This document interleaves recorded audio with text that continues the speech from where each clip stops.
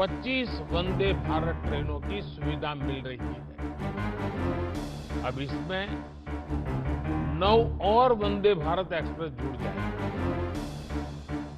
वो दिन दूर नहीं जब वंदे भारत देश के हर हिस्से को कनेक्ट कर। पहले भारतीय रेलवे को आधुनिक बनाने पर उतना ध्यान दिया ही नहीं गया, लेकिन अब हमारी सरकार भारतीय रेलवे के कायाकल्प में जुटी। आज एक साथ राजस्थान, गुजरात, बिहार, झारखंड, पश्चिम बंगाल, उड़ीसा, तमिलनाडु, आंध्र प्रदेश, तेलंगाना, कर्नाटका और केरला के लोगों को वंदे भारत एक्सप्रेस की सुविधा मिली है। आज जिन ट्रेनों को शुरू किया गया है वे पहले की तुलना में ज्यादा आधुनिक और आरामदायक है। ये वंदे भारत ट्रेनें नए भारत के नए जोश, नए उत्साह और नई उमंग का प्रतीक है। मुझे इस बात की भी खुशी है कि वंदे भारत का क्रेज लगातार बढ़ रहा है। इससे अब तक 1 करोड़ 11 लाख से ज्यादा यात्री सफर कर चुके हैं और ये संख्या दिनों दिन बढ़ती जा रही है।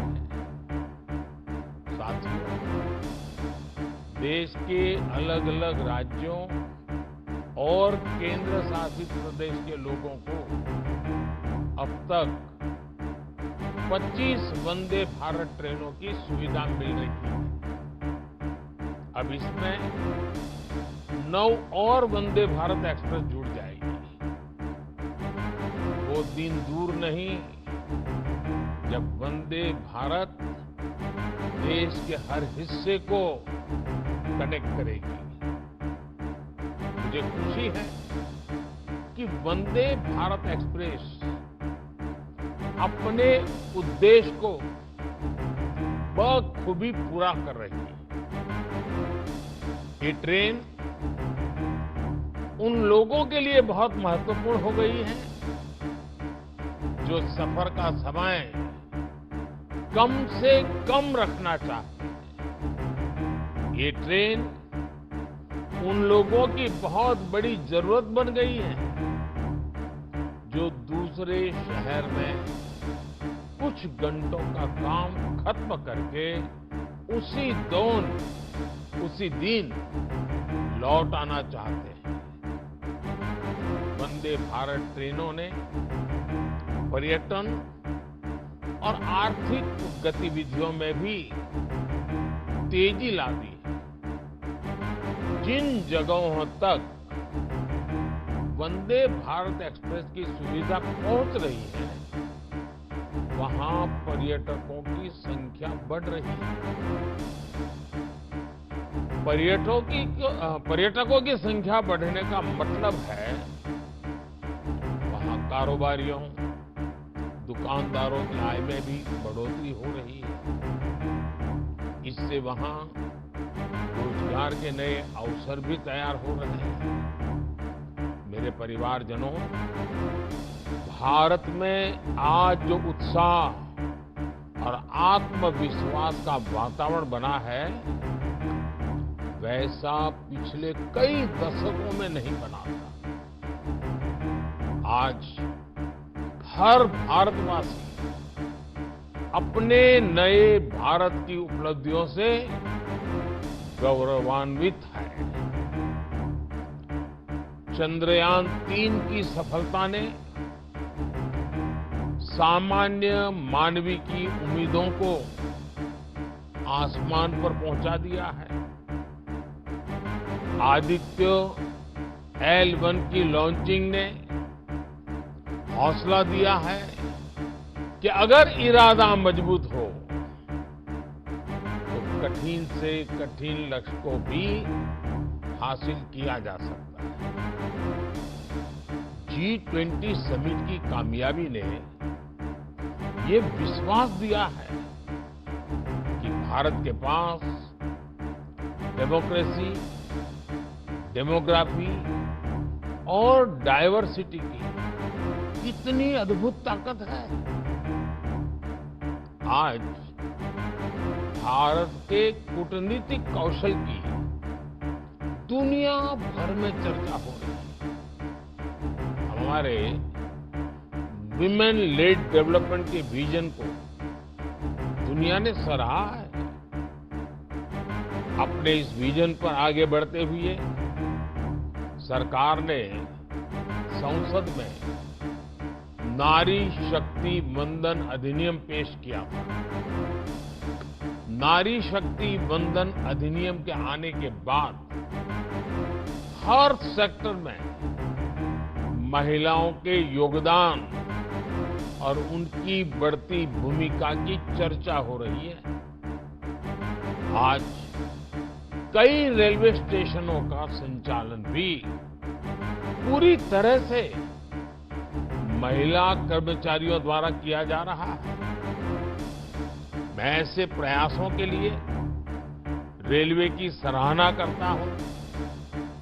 देश की सभी महिलाओं को नारी शक्ति वंदन अधिनियम के लिए फिर से बधाई देता हूं।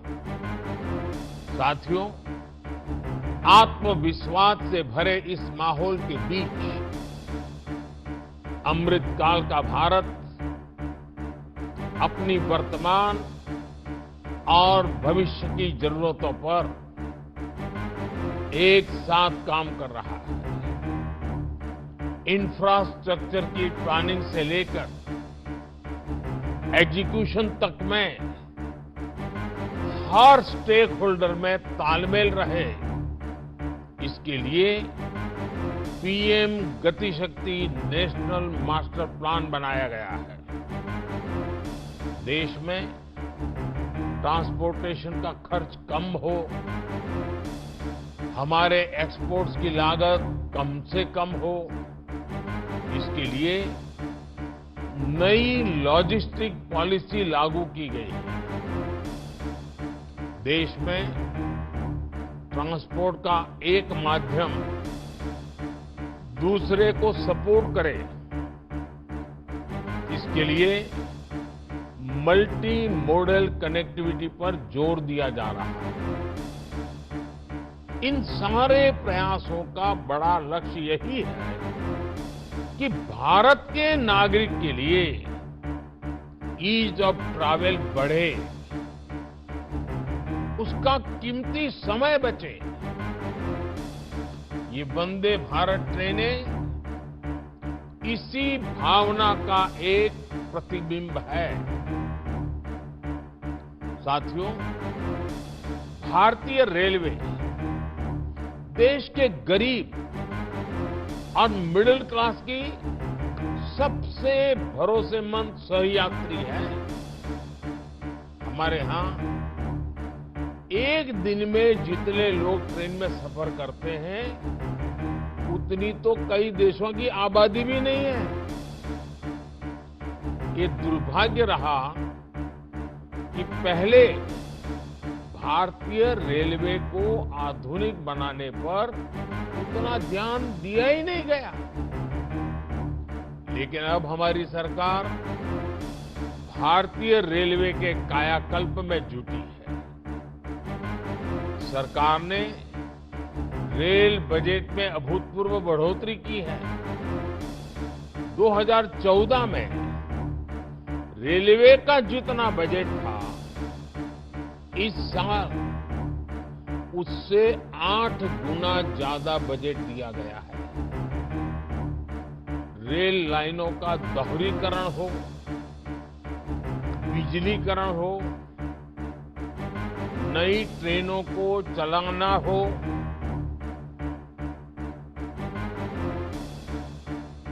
नए रूट्स का निर्माण हो, इन सभी पर तेजी से काम हो रहा है।